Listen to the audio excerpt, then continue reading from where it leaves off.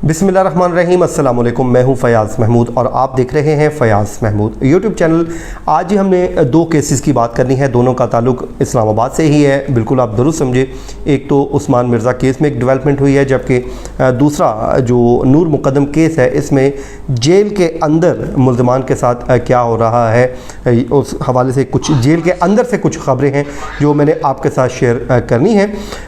सबसे पहले जी हम बात कर लेते हैं उस्मान मिर्ज़ा केस की, ताकि इस पे बहुत ज़्यादा तवील गुफ्तगू नहीं है। अलबत्ता नूर मुक़द्दम केस में काफ़ी अपडेट्स हैं, तो उस पर हम डिटेल में बात करते हैं। उस्मान मिर्ज़ा केस में जी एक मुल्ज़िम हैं जिनका नाम है उमर बिलाल मरवत। ये को अक्यूज़ हैं इसके, और ये वहाँ पर उस वक्त मौजूद थे जब ये लड़की के और लड़के को जिनसी तौर पे हरासा किया जा रहा था।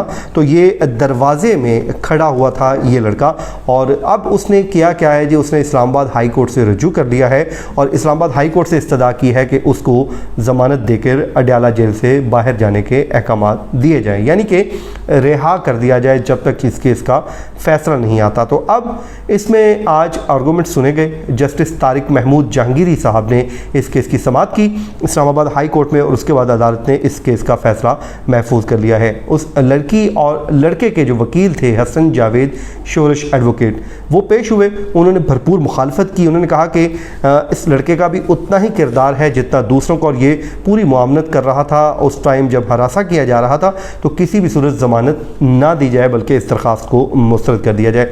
हो सकता है आज शाम तक इस पर फैसला आ जाए। फैसला आएगा तो इंशाल्लाह डिटेल में हम आपके साथ बात करेंगे। इसका एक इम्पैक्ट होगा, इस फैसले का जो इम्पैक्ट बहुत ज़्यादा होगा वो दूसरों के लिए भी राह मुतय्यन कर देगा। अच्छा जी, अब आ जाए नूर मुक़द्दम केस की हम बात करते हैं। सबसे पहले जी नूर मुक़द्दम केस में पिछले कुछ दिनों से चमगोइयाँ जारी थीं कि जेल के अंदर इन मुल्ज़मान के साथ क्या सलूक किया जा रहा है, क्या इनको VIP प्रोटोकॉल दिया जा रहा है। तो उस पर कुछ मैंने इधर उधर बात भी की। जो जेल हुक्काम हैं, उधर जो सोर्सेज हैं, उनसे भी पूछा कि वहाँ पे चल क्या रहा है। तो उस पर कुछ चीज़ें कंफर्म हुई हैं, कुछ चीज़ें उन्होंने एक इंटरव्यू भी सामने आ गया है, एक अखबार को दिया है, तो वो भी चीज़ें सामने आ गई। सबसे पहले जी अगर बात करें तो मुल्ज़िम को आपको पहले ही हम बता चुके हैं कि हाई सिक्योरिटी जो प्रिजन है उसमें रखा गया है। जो मरकज़ी मुल्ज़िम है ज़ाहिर जाफ़र, उसको और साथ में 2 दीगर कैदियों को भी उसके साथ रख दिया गया है। और उसका वजह ये बताई जा रही है कि ये तीनों कैदी वहाँ पर मौजूद होंगे, तो एक इम्कान कम हो जाएगा कि जाफ़र जो ज़ाहिर जाफ़र है कहीं ये ख़ुदकुशी ना कर ले। तो बेसिकली ख़ुदकुशी रोकने का एक तरीका निकाला गया है। जो इंतज़ामिया है अडयाला जेल की, उन्होंने कहा कि ऐसा ना हो कि कहीं ये ख़ुदकुशी कर ले। वो एग्ज़ाम्पल ये देते हैं कि ऐसे जो अक्सर जो केसेस होते हैं इसमें जो मुल्ज़मान होते हैं वो ख़ुदकुशी कर लेते हैं, चांसेस ज़्यादा होते हैं। उसके अलावा जी जो मुल्ज़िम का वालिद है ज़ाकर जाफ़र और उसकी वालदा असमत बीबी, ज़ाकर जाफ़र को जी दीगर 4 कैदियों के साथ रखा गया है जेल में, और उसके अलावा जो उसकी वालदा है उसको ख़वातीन का जो एक मुश्तरका सेल है वहाँ पे इनको कैद कर रखा है, कैद किया गया है। अब इसमें इनके ज़ाहिर है मुतालबात भी हैं। वो बड़े अमीर ज़्यादा जो हुए मुतालबात तो करेंगे, कहाँ इनको जेल की दाल रोटी पसंद है वो मैं आपको बता देता हूँ। 6 नुकाती मुतालबा क्या है इस पे जी। जो एक इंटरव्यू मैंने आज मेरी नज़र से गुजरा जो अरब न्यूज़ को दिया गया, वहाँ पे जो अडयाला जेल के सुपरिटेंडेंट हैं अरशद वड़ाइच, वो ये कहते हैं कि जो ज़ाहिर जाफ़र है मरकज़ी मुल्ज़िम, इसका जो रवैया है बिगड़े हुए बच्चों वाला है। तो इस पे एक रिपोर्ट भी तैयार कर रहे हैं हम, और इस रिपोर्ट की रोशनी में हम एक माह में देखेंगे कि इसका कैसा रवैया। मुझे ये लगता है कि मुल्ज़िम तो पहले दिन से बड़ा शातिर है, और वो जानबूझ के वो ऐसी हरकतें कर रहा होगा ताकि वो अपने आप को पागल करार दे सके और बच सके। तो ये अब हमारी रिस्पॉन्सिबिलिटी है कि हमने इस इशू को बड़ा कीनली ऑब्ज़र्व करना है कि कहीं ऐसी वो रिपोर्ट ना तैयार हो जाए जो उसको ट्रायल के दौरान कोई फ़ायदा हो। तो इस पर हमें नज़र रखनी है। उसके बाद जी ज़ाहिर जाफ़र को कहा यह जा रहा है कि सेल से बाहर जाने की इजाज़त भी नहीं है, और उसको जेल का ही खाना खिलाया जा रहा है। जो वहीं पे दाल सब्ज़ी या चावल पकते हैं वो उसको दिया जा रहा है, वो खा रहा है। तो उसके अलावा ज़ाहिर और उसके जो वालिदैन हैं उन्होंने मिलने की ख्वाहिश का इजहार किया, हम मिलने दिया जाए, बट उनको मिलने की इजाज़त नहीं दी गई। ये अभी तक हमें बताया गया है। ज़ाहिर है जेल के अंदर क्या हो रहा है ये तो अल्लाह ही बेहतर जानता है, लेकिन जो अभी तक सोर्सेज ये बता रहे हैं कि उनको मिलने की इजाज़त नहीं है।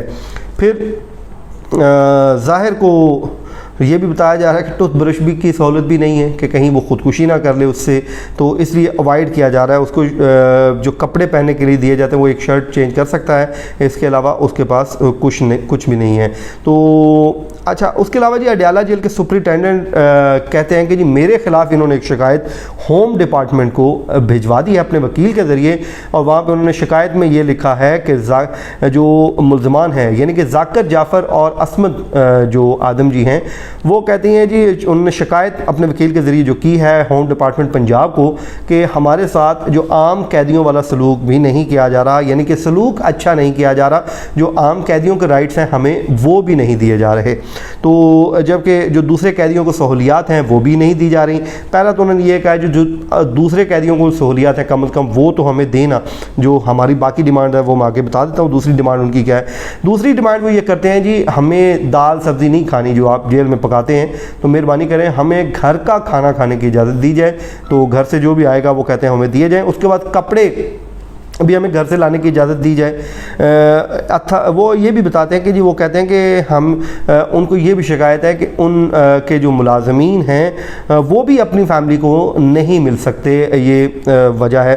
तो दूसरा वो ये कहते हैं कि मुल्ज़मान को अपनी चीज़ें रखने की इजाज़त नहीं है, तो वो कहते हैं कि जी हमें अपनी जो बिलोंगिंग्स हैं वो भी रखने की इजाज़त दी जाए। फिर जाकिर जाफ़र ने जी एक दरख्वास्त की थी, अरशद वडाइच साहब भी कहते हैं कि वो अपने बेटे से मिलना चाहता था, जो ज़ाहिर जाफ़र है उससे मिलना चाहता था, तो वो दरख्वास्त हमने मुस्तरद कर दी है। तो उसका मुतालबा यह है कि हमें मिलना दिया जाए, ये 5वीं उन्होंने मुतालबा किया है। फिर जो असमत आदम जी है वो ये कहती हैं कि मुझे मेरे शोहर से मिलने दिया जाए। अब यहाँ पे मुझे थोड़ा सा इशू आ रहा है क्योंकि उनका जो वकील एक अली इशफाक एडवोकेट साहब हैं, उन्होंने मुलाकात की, फिर जो एक टिकर ज़राए से सामने आए जिस पे कहा गया कि उनकी मुलाकात हुई है जाकिर जाफ़र और असमत ज़ाहिर से या असमत जाकिर से। तो उस मुलाकात के टिकर से ज़ाहिर ये लगा कि ये इकट्ठे बैठ के बात हुई या मुलाकात हुई, जहाँ से टिकर वो ख़बर निकली इकट्ठे निकली, तो फिर ये कैसे कहा जा सकता है कि ये मुलाकात नहीं की गई? तो यहाँ पे मुझे थोड़ा सा अबहम दिखाई दे रहा है। तो उसके अलावा जी ज़ाहिर जाफ़र को भी को किताबें, टूथब्रश और दीगर जो चीज़ें रखने की इजाज़त नहीं है ताकि वो ख़ुदकुशी ना कर ले। तो ये था जी आज का छोटा सा हमारा वीलॉग। तो उसके अलावा जी कल एक हमने वीलॉग रिकॉर्ड किया था जिसमें कोई टेक्निकल फॉल्ट था जो हाफ मैं आपके साथ शेयर कर सका था, जो नूरुल अमीन दानिश साहब के साथ किया था। इंशाल्लाह आज शाम को उसका जो नेक्स्ट पार्ट है वो भी हम पब्लिक कर देंगे। तो मुझे दीजिए इजाज़त, अपनी दुआओं में याद रखिए, पाकिस्तान को साफ़ सुथरा रखिए। अल्लाह हाफिज़।